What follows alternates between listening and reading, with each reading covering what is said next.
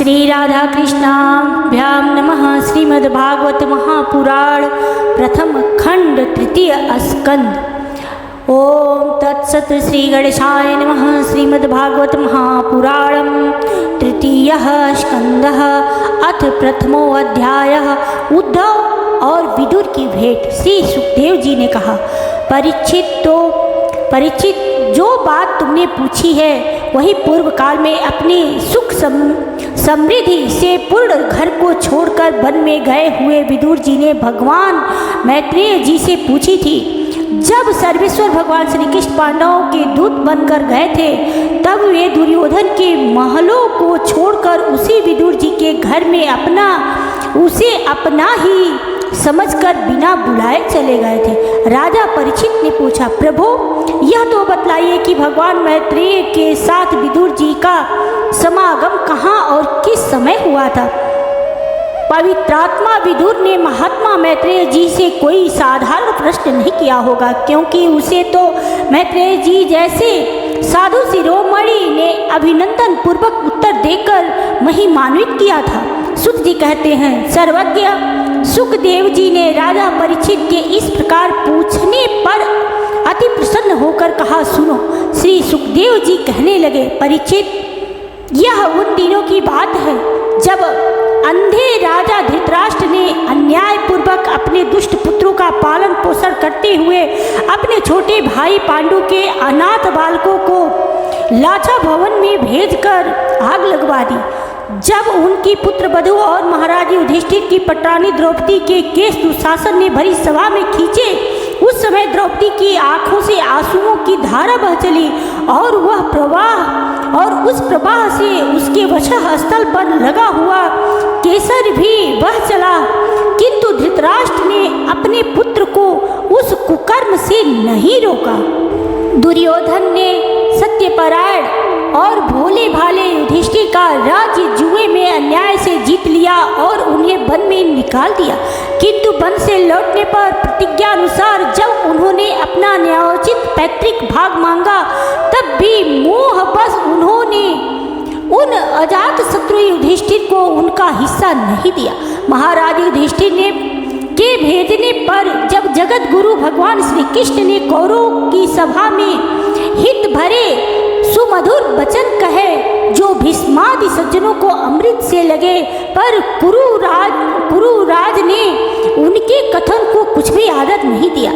देते कैसे, उनके तो सारे पुण्य नष्ट हो चुके थे। फिर जब सलाह के लिए विदुर जी को बुलाया गया तब मंत्रियों में श्रेष्ठ विदुर जी ने राजभवन में जाकर बड़े भाई धृतराष्ट्र के पूछने पर उन्हें वह सम्मति दी जिसे नीति शास्त्र जानने वाले पुरुष विदुर नीति कहते हैं। उन्होंने कहा, महाराज आप अजात शत्रु महात्मा युधिष्ठिर को उनका हिस्सा दे दीजिए। वे आपके न सहने योग्य अपराध को भी सह रहे हैं। भीम रूप काले नाग से तो आप भी बहुत डरते हैं। देखिए वह अपने छोटे भाइयों के सहित बदला लेने के लिए बड़े क्रोध से फुफकारे मार रहा है। आपको पता नहीं भगवान श्री कृष्ण ने पांडवों को अपना लिया है। वे यदुवीरों के आराध्य देव इस समय अपनी राजधानी द्वारिकापुरी में विराजमान हैं। उन्होंने पृथ्वी के सभी बड़े बड़े राजाओं को अपने अधीन कर लिया है तथा ब्राह्मण और देवता भी उन्हीं के पक्ष में हैं। जिसे आप पुत्र मानकर पाल रहे हैं तथा जिसकी हाँ में हाँ मिलाते जा रहे हैं, उस दुर्योधन के रूप में तो मूर्तिमान दोष ही आपके घर में घुसा बैठा है। यह तो साक्षात भगवान श्री कृष्ण के द्वेष करने वाला है। इसी के कारण आप भगवान श्री कृष्ण से विमुख होकर श्रीहीन हो रहे हैं। अतएव यदि आप अपने कुल की कुशल चाहते हैं तो इस दुष्ट को तुरंत ही त्याग दीजिए। विदुर जी का ऐसा सुंदर स्वभाव था कि साधु जन भी उसे प्राप्त करने की इच्छा करते थे, किंतु उनकी यह बात सुनते ही कर्ण, दुशासन और शकुनी के सहित दुर्योधन के होठ अत्यंत क्रोध से भड़कने लगे और उसने उनका तिरस्कार करते हुए कहा, अरे इस कुटिल दासी पुत्र को यहाँ किसने बुलाया है? यह जिनके टुकड़े खा कर जीता है उन्हीं के प्रतिकूल होकर शत्रु का काम बनाना चाहता है। इसके प्राण तो मत लो, परंतु इसे हमारे नगर से तुरंत बाहर निकाल दो। भाई के सामने ही कानों में बाड़ों के समान लगने वाले इस अत्यंत कठोर वचनों से मर्माहत होकर भी विदुर जी ने कुछ बुरा न माना और भगवान की माया को प्रबल समझकर अपना धनुष राजद्वार पर रख वे हस्तिनापुर से चल दिए। कौरवों को विदुर जैसे पाप महात्मा बड़े पुण्य से प्राप्त हुए थे। वे हस्तिनापुर से चलकर पुण्य करने की इच्छा से भूमंडल में तीर्थ पाद भगवान के क्षेत्रों में विचरने लगे, जहाँ श्री हरि ब्रह्मा रुद्र अनंत आदि अनेकों मूर्तियों के रूप में विराजमान हैं। जहाँ जहाँ भगवान की प्रतिमाओं से सुशोभित तीर्थ स्थान, नगर, पवित्र वन, पर्वत, निकुंज और निर्मल जल से भरे हुए नदी, सरोवर आदि थे, उन सभी स्थानों में वे अकेले ही विचरते रहे। वे अवधूत वेश में स्वच्छंदता पूर्वक पृथ्वी पर विचरते थे, जिससे आत्मीय उन्हें पहचान न सके। वे शरीर को सजाते न थे, पवित्र और साधारण भोजन करते, शुद्ध वृत्ति से जीवन निर्वाह करते, प्रत्येक तीर्थ में स्नान करते, जमीन पर सोते और भगवान को प्रसन्न करने के लिए करने वाले व्रतों का पालन करते रहते थे। इस प्रकार भारतवर्ष में ही विचरते विचरते जब तक वे प्रभास क्षेत्र में पहुँचे, तब तक भगवान श्री कृष्ण की सहायता से महाराज युधिष्ठिर पृथ्वी का एक छत्र अखंड राज्य करने लगे थे। वहाँ उन्होंने अपने कौरव बंधुओं के विनाश का समाचार सुना, जो आपस की कलह के कारण परस्पर लड़ भिड़कर उसी प्रकार नष्ट हो गए, जैसे अपनी ही रगड़ से उत्पन्न हुई आग से बांसों का सारा जंगल जलकर खाक हो जाता है। यह सुनकर वे शोक करते हुए चुपचाप सरस्वती के तीर पर आए।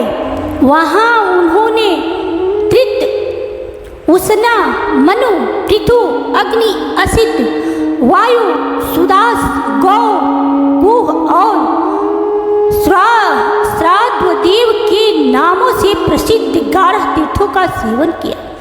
इनके सिवा पृथ्वी में ब्राह्मण और देवताओं के स्थापित किए हुए जो भगवान विष्णु के और भी अनेकों मंदिर थे, जिनके शिखरों पर भगवान के प्रधान आयुध चक्र के चिन्ह थे और जिनके दर्शन मात्र से श्री कृष्ण का स्मरण हो आता था, उनका भी सेवन किया। वहाँ से चलकर भी धन धान्य पूर्ण सौराष्ट्र, सौवीर, मत्स्य और कुरुजांगल आदि देशों में होते हुए जब कुछ दिनों में यमुना तट पर पहुँचे, तब वहाँ उन्होंने परम भागवत उद्धव जी का दर्शन किया। वे भगवान श्री कृष्ण के प्रख्यात सेवक और अत्यंत शांत स्वभाव थे। वे पहले बृहस्पति जी के शिष्य रह चुके थे। विदुर जी ने उन्हें देखकर प्रेम से गाढ़ आलिंगन किया और उनसे अपने आराध्य भगवान श्री कृष्ण और उनके आश्रित अपने स्वजनों का कुशल समाचार पूछा।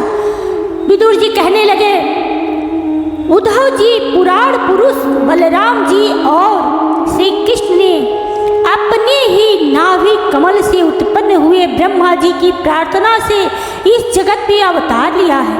वे पृथ्वी का भार उतार कर सबको आनंद देते हुए अब श्री वसुदेव जी के घर कुशल से रह रहे हैं ना प्रियवर। हम कुरुवंशियों के परम सुहृद और पूज्य वसुदेव जी तो जो पिता के समान उदारता पूर्वक अपनी कुंती आदि बहनों को अपने स्वामियों का संतोष कराते हुए उनकी सभी मनचाहे वस्तुएं देते आए हैं, आनंद पूर्वक है ना प्यारे उद्धव जी। यादवों के सेनापति वीरवर प्रद्युम्न जी तो प्रसन्न है ना, जो पूर्व जन्म में कामदेव थे तथा जिन्हें देवी रुक्मिणी जी ने ब्राह्मणों की आराधना करके भगवान से प्राप्त किया था। सात्वत विश्री भोज और दासहार वंशी यादवों के अधिपति महाराज उग्रसेन तो सुख से है ना, जिन्होंने राज्य पाने की आशंका का सर्वथा परित्याग कर दिया था, किंतु कमल नयन भगवान श्री कृष्ण ने जिन्हें फिर से राज सिंहासन पर बैठाया। सौम्य अपने पिता श्री कृष्ण के समान समस्त रत्नों में अग्रगण्य श्री कृष्ण तनय सांबो सकुशल तो हैं। ये पहले पार्वती जी के द्वारा गर्भ में धारण किए हुए स्वामी कार्तिक हैं। अनेकों व्रत करके जामवती ने इन्हें जन्म दिया था, जिन्होंने अर्जुन से रहस्य युक्त धनुर्विद्या की शिक्षा पाई है। वे सात्विक तो कुशल पूर्वक हैं। वे भगवान श्री कृष्ण की सेवा से अनायास ही भगवत जनों की उस महान स्थिति पर पहुंच गए हैं जो बड़े बड़े योगियों को भी दुर्लभ है। भगवान के शरणागत निर्मल भक्त बुद्धिमान अक्रूर जी भी प्रसन्न है न, जो श्री कृष्ण के चरण चिन्हों से अंकित ब्रज के मार्ग की रज में प्रेम से अधीर होकर लौटने लगे थे। भोजवंशी देवकी पुत्र देवकी जी अच्छी तरह है ना, जो देव माता अदिति के समान ही साक्षात विष्णु भगवान की माता है। जैसे वेद त्रयी यज्ञ विस्तार रूप अर्थ को अपने मंत्रों में धारण किए रहती हैं, उसी प्रकार उन्होंने भगवान श्री कृष्ण को अपने गर्भ में धारण किया था। आप भक्त जनों की कामनाएं पूर्ण करने वाले भगवान अनिरुद्ध जी सुखपूर्वक हैं ना, जिन्हें शास्त्र वेदों के आदि कारण और अंतःकरण चतुष्टय के चौथे अंश मन के अधिष्ठाता बतलाते हैं। सौम्य स्वभाव उद्धव जी अपने हृदयेश्वर भगवान श्री कृष्ण का अनन्य भाव से अनुसरण करने वाले, जो हृदय सत्य भामानंद चारुदेश और गद आदि अन्य भगवान के पुत्र हैं, वे सब भी कुशल पूर्वक हैं न। महाराज युधिष्ठिर अपनी अर्जुन और श्री कृष्ण रूप दोनों भुजाओं की सहायता से धर्म मर्यादा का न्याय पूर्वक पालन करते हैं न। मय दानव की बनाई हुई सभा में इनके राज्य वैभव और दबदबे को देखकर दुर्योधन को बड़ा डाह हुआ था। अपराधियों के प्रति अत्यंत असहिष्णु भीमसेन ने सर्प के समान दीर्घकालीन क्रोध को छोड़ दिया है क्या। जब वे गदा युद्ध में तरह तरह के पैतरे बदलते थे, तब उनके पैरों की धमक से धरती डोलने लगती थी। जिनके बाड़ों के जाल से छिपकर किरात वेशधारी अतिव किसी की पहचान में न आने वाले भगवान शंकर प्रसन्न हो गए थे। वे रथी और यूथपतियों का सुयश बढ़ाने वाले गांडीवधारी अर्जुन तो प्रसन्न है न। अब तो उनके सभी शत्रु शांत हो चुके होंगे। पलक जिस प्रकार नेत्रों की रक्षा करते हैं, उसी प्रकार कुंती के पुत्र युधिष्ठिर आदि जिनकी सर्वदा संभाल रखते हैं और कुंती ने ही जिनका लालन पालन किया है, वे माद्री के यमज पुत्र नकुल सहदेव कुशल से तो है न। उन्होंने युद्ध में शत्रु से अपना राज्य उसी प्रकार छीन लिया जैसे दो गरुड़ इंद्र के मुख से अमृत निकाल लाए। अहो बेचारी कुंती तो राजर्षि श्रेष्ठ पांडु के वियोग में मृत प्राय सी होकर भी इन बालकों के लिए ही प्राण धारण किए हुए हैं। रथियों में श्रेष्ठ महाराज पांडु ऐसे अनुपम वीर थे कि उन्होंने केवल एक धनुष लेकर ही अकेले चारों दिशाओं को जीत लिया था। सौम्य स्वभाव उद्धव जी, मुझे तो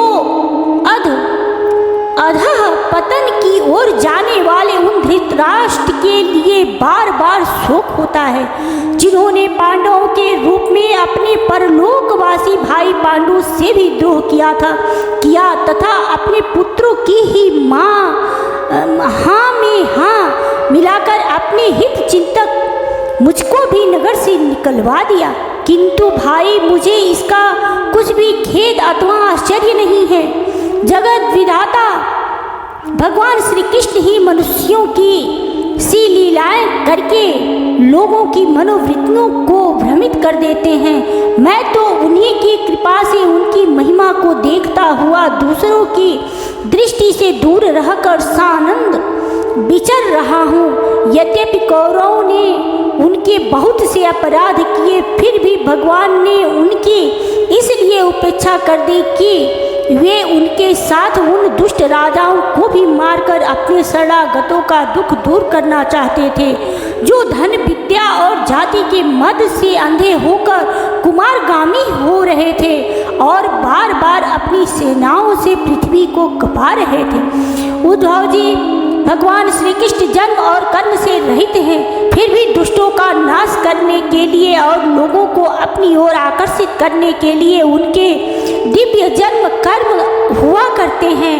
नहीं तो भगवान की तो बात ही क्या, दूसरे जो लोग गुरु से पार हो गए हैं उनमें भी ऐसा कौन है जो इस कर्माधीन देह के बंधन में पड़ना चाहेगा।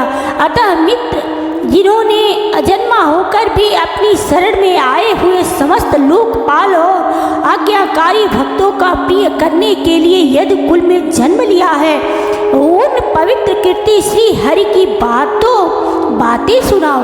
इति श्रीमद्भागवते महापुराणे परमहंस्यायां संहितायां तृतीय स्कंदे विदुरोधव संवादे प्रथमो अध्यायः।